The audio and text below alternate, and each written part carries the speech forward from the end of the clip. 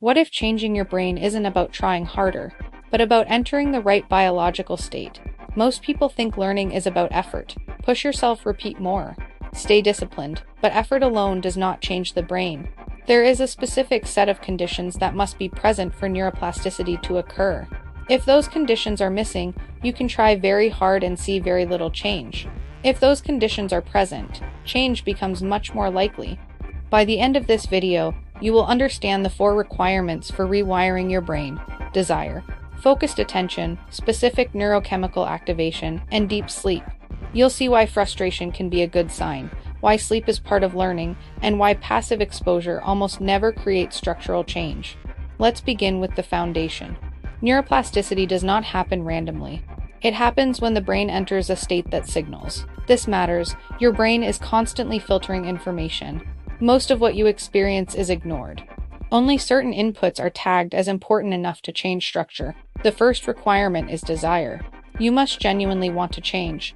Recognition and awareness of wanting change are not optional. They are part of the mechanism. Desire creates alertness. It creates emotional engagement.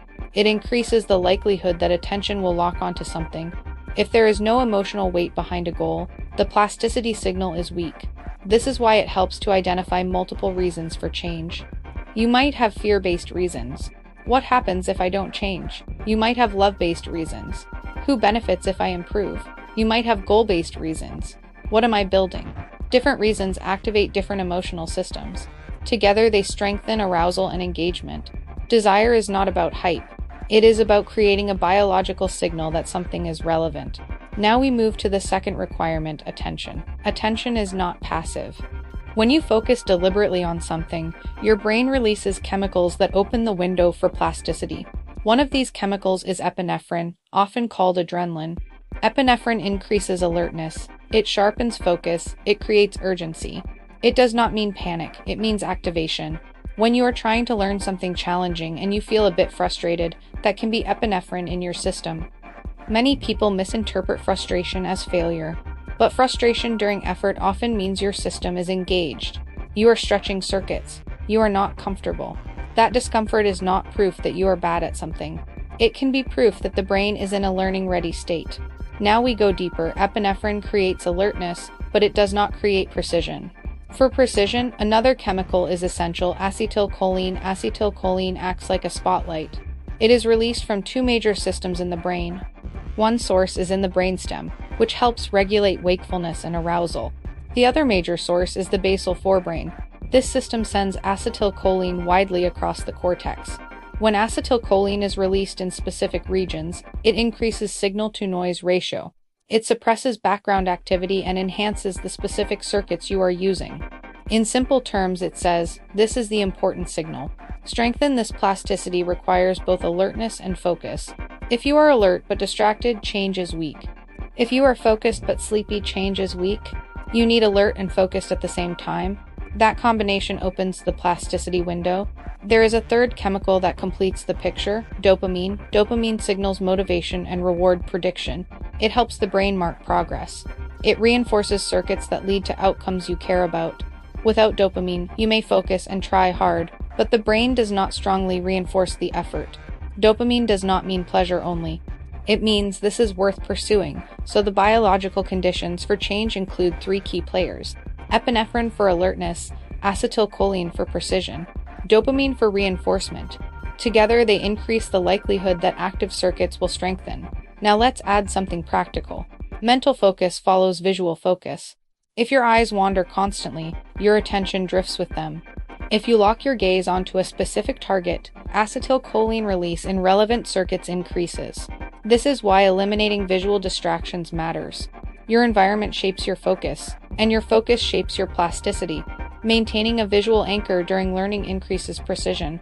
Pause. Let's talk about duration. The brain operates in cycles known as ultradian rhythms, often around 90 minutes. A powerful learning session often fits within that window, about 90 minutes of focused effort, no distractions. Expect your attention to drift. Re-anchor it repeatedly. The act of returning attention is not a failure. It is the repetition that trains control. Drifting is normal, returning is the skill. You can repeat these blocks multiple times per day if energy allows. but quality matters more than quantity. Now we reach a critical insight. Plasticity does not fully occur while you are awake. The learning signal happens during wakefulness, but the structural change happens later. During deep sleep, synapses strengthen or weaken, circuits reorganize, memories consolidate. The brain stabilizes what was tagged as important during the day. If you do not sleep well, learning degrades. It is not that you forgot because you are lazy. It is that the consolidation phase was incomplete. Sleep is not just recovery, it is installation. You can think of wakefulness as tagging files and deep sleep as saving them permanently. No tagging, nothing installs.